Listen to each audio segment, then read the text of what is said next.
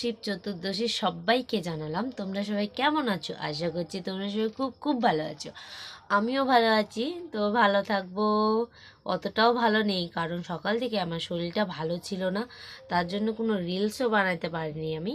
তো এখন একটু ভাল লাগছে। তো কি আর বলবো, এখন বাবুসোনা ঘুমিয়ে গেছে আমার ছেলে, এই যে। তো এখানে ঘুমিয়ে রেখেছি ওকে, মানে মশার মধ্যে মশা অনেক হচ্ছে, সেই জন্য আমি ঘরেই আছি। তো বাবুসোনাকে ঘুম পাড়িয়ে দিয়ে ভাবছি, একাই আছি বাড়িতে, কি করব ভাবছি। তো বসে বসে, মানে বাড়িতে মেহেন্দি ছিল, তো এই দেখো আমি মেহেন্দি পরে নিয়েছি, কেমন হয়েছে জানি না। আমি সেরকম মেহেন্দির ফুল আঁকাতে পারি না, তো যেরকম পারি সেরকমটাই আমি নিজের মতন করে পড়েছি।